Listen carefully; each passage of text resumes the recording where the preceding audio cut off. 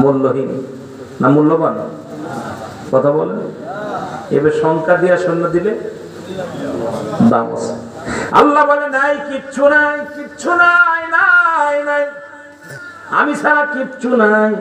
আর আমাকে পাওয়ার জন্য একমাত্র মাধ্যম ঠিকানা হলো নবী মুহাম্মদুর রাসূলুল্লাহ। জোরে জোরে চিল্লায়া বলা যাবে না সাল্লাল্লাহু আলাইহি ওয়াসাল্লাম? একটু জোরে জোরে চিল্লায়া বলা যাবে না মারহাবা? ঈমান আমল আমার নবী মুস্তাফা। একটু মহব্বতে বলা যাবে না? বলেন ঈমান।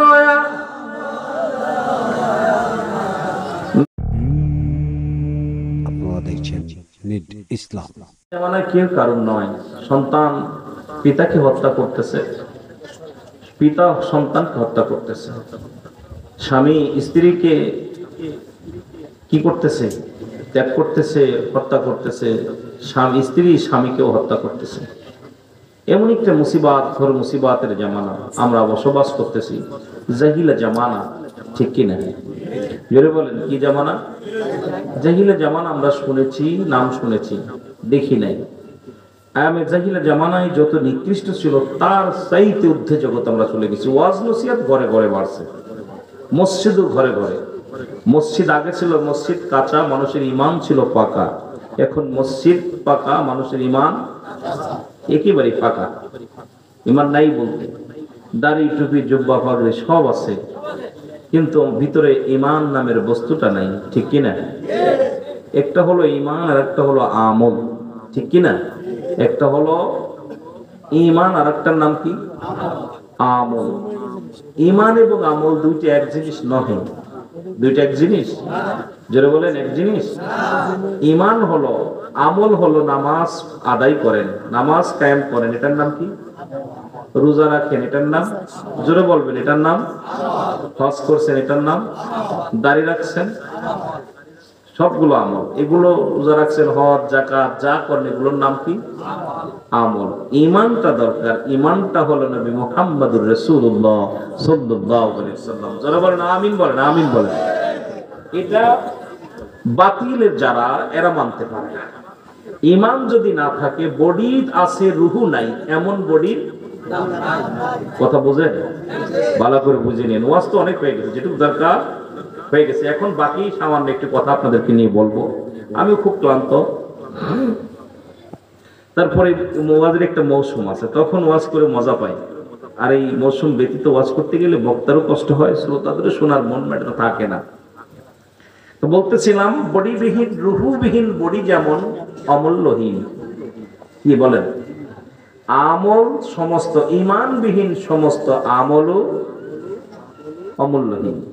তা আপনাদের আগে আমলের দরকার না ঈমানের দরকার? জোরে চিল্লায় বলেন, কিসের দরকার? ঈমানের দরকার। সেই ঈমানটা সুন্নি ভাইদের কাছে গেলে পাওয়া যায়। জোরে বলেন, ঠিক কিনা? আল্লাহ প্রেমিকদের কাছে, রাসূল প্রেমিকদের কাছে পাওয়া যায়। আবার একদল আছে আল্লাহওয়ালা, এই যে একটু আগে নাম বলছে। আমি আমার ওয়াজগুলো যত দেখছেন, আমি অনেক টেলিভিশন আলোচনা করি। আমি এত বড় বক্তা না, জাননেওয়ালা না, বন্যওয়ালা না বাবা। ডিগ্রি নিচ্ছি, ডিগ্রি আমি অনেকগুলো ডিগ্রি আমার লোকেশন লাগাইনি, তারপর আমি এগুলো আমি মূল্যায়ন করি না। মূল্যায়ন একটা হলো, আমি নবীকে ভালোবাসি, সবচেয়ে বড় পা আমার মদিনাওয়ালা। যেটা বলেন, ঠিক কিনা? তা আমি যেটা বলতেছিলাম, আপনাদের বুঝতে হবে যে আজকে আমাদের দেশে অনেক বড় বড় পাগড়িধারী জুব্বাধারী বক্তা আছে, তাদের ভিতরে আমল আছে, ঈমান নাই। আমল আছে, আরো যারা বলেন কি নাই? ঈমানটা দরকার আছে কিনা? ঈমান যদি না থাকে, নামাজ নামাজ রোজা হজ যাকাত যা করছেন সব বরবাদ। এখন আমাদের আসল জিনিস হলো ঈমান আমল আমার নবী মুস্তাফাই গো। জাহান্নামে পড়ে থাকি, তবুও না ভয় করি, ইশকে মুহাম্মাদের মালা যদি গলে রয় গো। ঈমান ঈমান যদি না থাকে, ঈমান ও আমল যদি না থাকে, সমস্ত দেহখানা আমার বরবাদ। যেটা বলেন ঠিক কিনা? কথা বুঝে না? আমার ভাইরা, আমার বন্ধুরা, আমার একটার নাম হলো ঈমান, একটার নাম আমল। ঈমান আগে আনতে হবে। আপনারা পড়েন লা ইলাহা ইল্লাল্লাহু মুহাম্মাদুর রাসূলুল্লাহ সাল্লাল্লাহু আলাইহি ওয়াসাল্লাম। দরদি বন্ধুরা, আল্লাহ বলে লা ইলাহা, নাই কোন ইলাহ, কি নাই, কিছু নাই। শূন্য, শূন্য আগে যা থাকে সব, আপনি শূন্য দিয়া যদি এরপরে যদি যা লেখেন সব কি মূল্যহীন না মূল্যবান? কথা বলেন। এবার সংখ্যা দিয়া শূন্য দিলে দাম আছে। আল্লাহ বলে নাই, কিচ্ছু নাই, কিচ্ছু নাই, নাই নাই, আমি ছাড়া কিচ্ছু নাই। আর আমাকে পাওয়ার জন্য একমাত্র মাধ্যম, ঠিকানা হলো নবী মুহাম্মদুর রাসূলুল্লাহ। জোরে জোরে চিল্লায়া বলা যাবে না সাল্লাল্লাহু আলাইহি ওয়াসাল্লাম? একটু জোরে জোরে চিল্লায়া বলা যাবে না মারহাবা? ঈমান আমল আমার নবী মুস্তাফা, একটু মহব্বতে বলা যাবে না? বলেন ঈমান নবী মুস্তাফা। জাহান্নামে পড়ে থাকি তবুও না ভয় করি, ইশকে মুহাম্মাদের মালা যদি গলে রয় গো। ঈমান আমল আমার নবী মুস্তাফা। এ দুনিয়ার মুসলমান,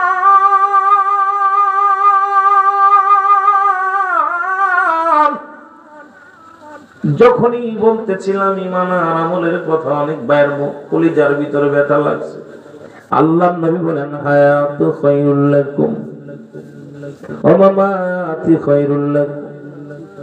হায়াতের জিন্দেগিতে নবী, মৃত্যুর পরেও নবী। সুবহানাল্লাহ, জোরে বলা যাবে না?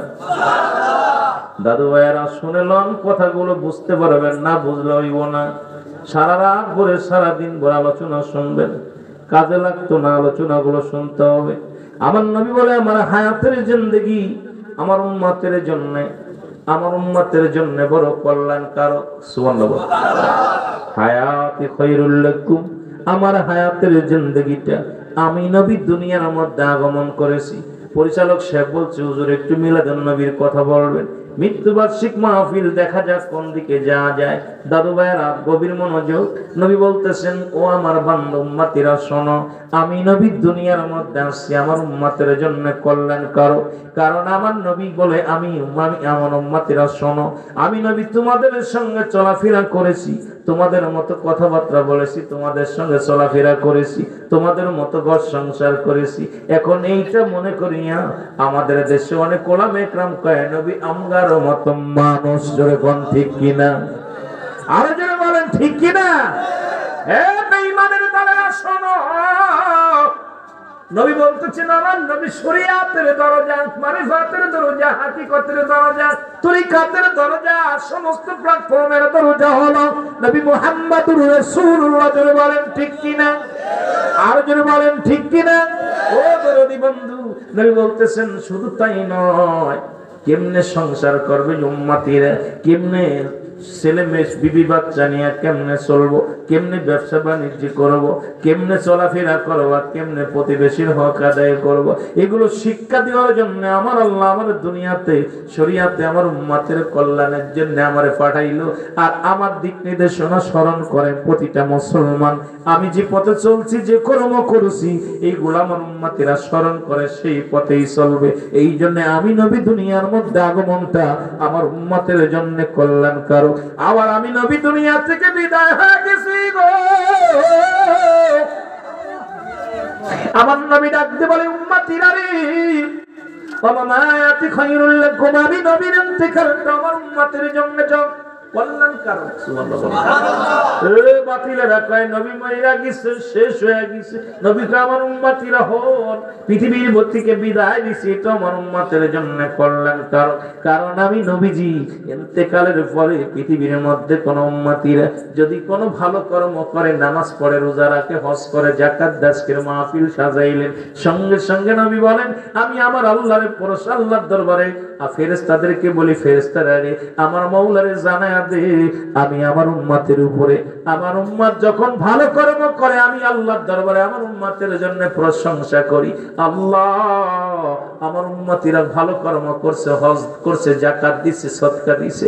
আবার যদি কোন উম্মত পৃথিবীর মধ্যে গুনাহের কর্ম করে, সঙ্গে সঙ্গে আমার মাওলার কাছে আমি ইস্তেগফার করি, আমার উম্মতের হয়ে তওবা করি। জোরে জোরে চিল্লায়া বলা যাবে না মারহাবা।